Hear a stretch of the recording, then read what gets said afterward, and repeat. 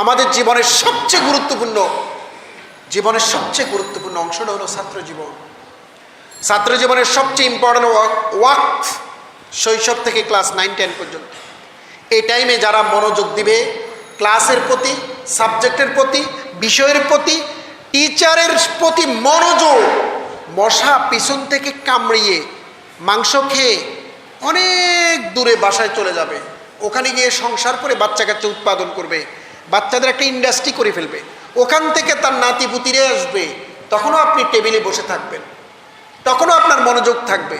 মশা কামড়িয়ে যাওয়ার পরেও এরকম মনোযোগ দরকার। আমরা টেবিলে বসে থাকলে মনে করি পড়ি, টেবিলে বসে থাকলে পড়া হয় না। টেবিলে বসে থাকলে পড়া হয় না, পড়তে হয় পরিকল্পিতভাবে, যে আমি এই টাইমে এই বই পড়ব, এই বইটা আগামী 3 মাসে ডেলি 1 পৃষ্ঠা করে পড়লে 3 মাসে এটা শেষ হবে। আমি 15 দিন পড়ার পরে তখন আমি ভাববো আমার 15 পৃষ্ঠা শেষ হয়েছে, আগামী 15 দিন পরে আরো 15 পৃষ্ঠা শেষ হবে। এটা হলো পড়া, এটা হলো প্ল্যানিং স্ট্রাকচারে পড়া। আরেকটা পড়া হলো মনোযোগ। আপনি যেটা পড়ছেন, যেটা শিখছেন, যেটা জানছেন, এটা বইটা বন্ধ করার পরে রাস্তায় নামলেন, কেউ জিজ্ঞেস করলো ওই বিষয়ে, আপনি বলতে পারলেন, মুখস্থ থাকলো।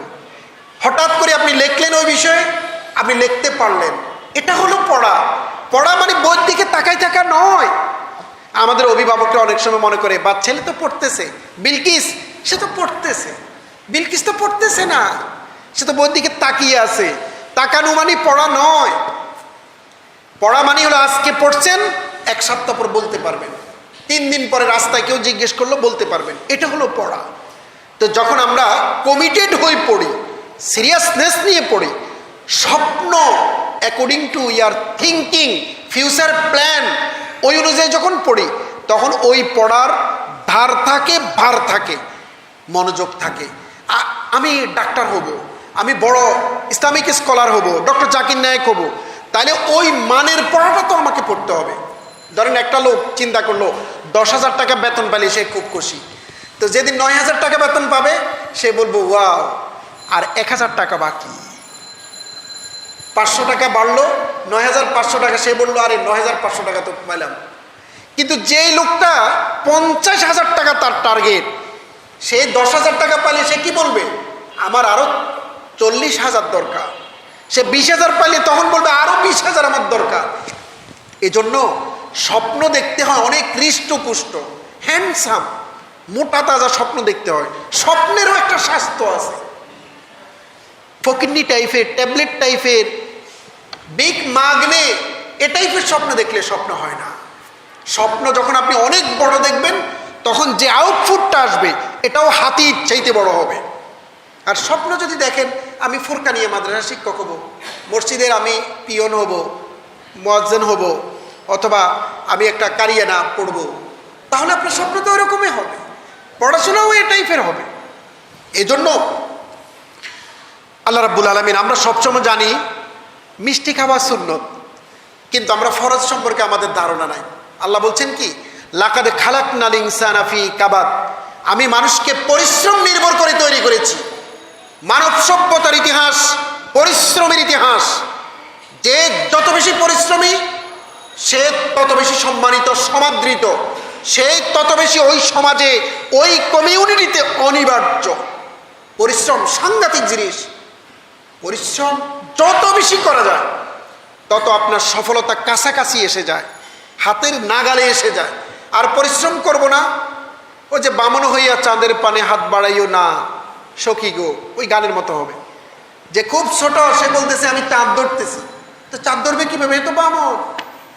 আপনি অনেক হৃষ্টপুষ্ট স্বপ্ন দেখলেন, আপনি অনেক বড় কিছু করবেন, বড় কিছু হবেন, বিশাল বড় অঙ্কের চাকরি করবেন বা বিজনেস করবেন, তাহলে আপনাকে বিজনেস স্টার্ট করতে হবে ছোট থেকে, শিখতে হবে ধীরে ধীরে, মনোযোগ দিতে হবে 100%, পরিশ্রম করতে হবে দেহ মন তনু দিয়ে, শারীরিক পরিশ্রম, মানসিক পরিশ্রম, পার্সোনাল কনসেন্ট্রেশন, মনোযোগ, 100% মনোযোগ দিতে হবে।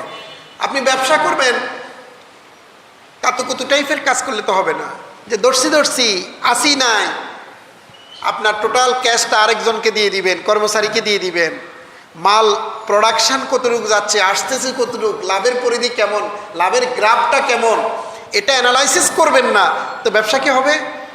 ঠিক এরকম student life is the most important part of our life. আমাদের জীবনের সবচেয়ে গুরুত্বপূর্ণ অংশটা হলো ছাত্র জীবন। ছাত্র জীবনের সবচেয়ে ইম্পর্টেন্ট ওয়াক্ত শৈশব থেকে ক্লাস 9-10 পর্যন্ত।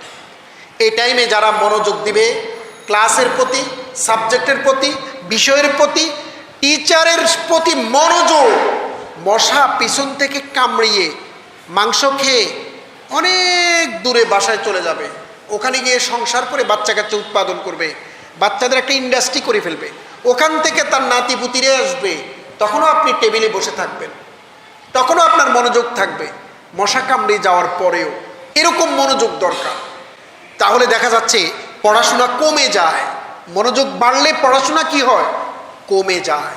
অল্প টাইমে অনেক পড়াশোনা মেমোরাইজ করা যায়, মনে থাকে।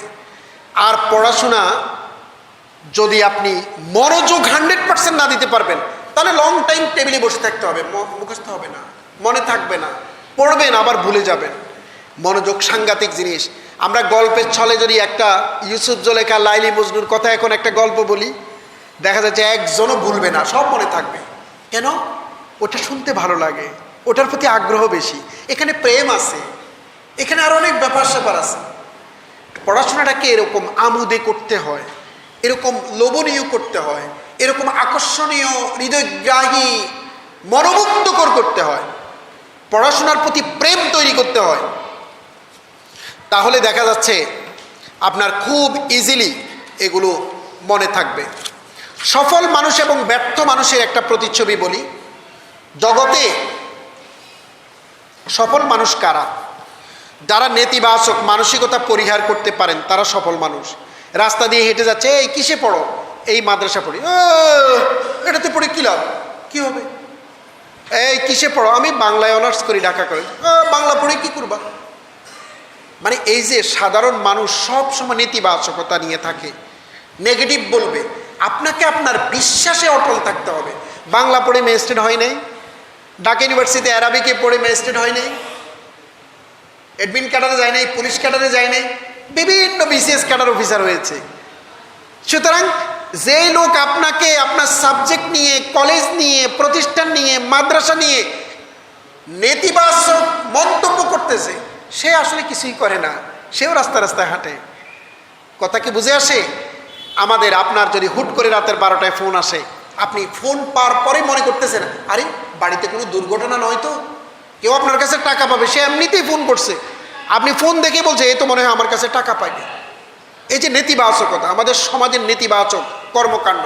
এবং মানুষের স্বভাবজাত চেতনা হলো মানুষ সবসময় অতীতকাল নিয়ে থাকে। ছোটবেলায় কপাল খারাপ ছিল, পড়তে পারি নাই, ভাগ্য খারাপ ছিল, বাবা গরিব ছিল, পড়তে পারি নাই, ভালো টিচার পাই নাই, ভালো ইংরেজি শিক্ষক পাই নাই, কপাল খারাপ, ভাগ্য খারাপ, গরিবের ছেলে, যত দোষ পিতা মাতার, অতীতকালের শিক্ষকদের।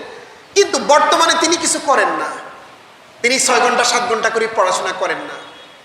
তিনি যে বেঁচে আছেন, এই যে সুস্থতা, সুস্থভাবে বেঁচে আছেন। মানুষের জীবনের সর্বশ্রেষ্ঠ আল্লাহ দেয়া নেয়ামত কোনটা? সুস্থ থাকা। আপনার টাকা আছে, পয়সা আছে, বাড়ি আছে, সব কিছু আছে, কিন্তু আপনি অসুস্থ। সুস্থ তো আছেন, এই নিয়ামতের দিকে ফোকাস নাই। এবং আপনি যে বাবা মা কিছু টাকা আপনাকে দিচ্ছে, বাবা মা আপনাকে যে একটু সাপোর্ট দিচ্ছে, প্রতিষ্ঠান যে আপনাকে একটু সাপোর্ট দিচ্ছে, এটা নিয়ে আপনি কিভাবে টাইমকে প্রপার ইউটিলাইজ করে ভালো কিছু করবেন, ওই দিন ধারণা মানুষের থাকে না। অতীতকাল, আমার ভাগ্য খারাপ, কপাল খারাপ, এই সব অতীতকাল। আর বর্তমানে কিছু করবে না, ভবিষ্যতের স্বপ্ন দেখবে, একদিন দেখিস আমিও একদিন একটা করব, একদিন ওইটা করে ফেলবো, এটা করব, স্বপ্ন দেখতেছে। আসলে এই সমস্ত কোনো স্বপ্ন এগুলো হারিয়ে যায়, এগুলো থাকে না। এই জন্য বর্তমানকে কাল্টিভেট করতে হয়, বর্তমান সময়কে কাজে লাগাতে হয়। আপনি এখন কি করেন, কতটা সময় দেন, ব্যবসায় হোক, আপনার পড়াশোনায় হোক, আপনার প্রফেশনাল লাইফে চাকরি হোক, এটাকে কতটা আপনি এনজয় করেন, উপভোগ করেন, এটাতে কতটা সময় আপনি দেন তীব্রভাবে, that is very important things.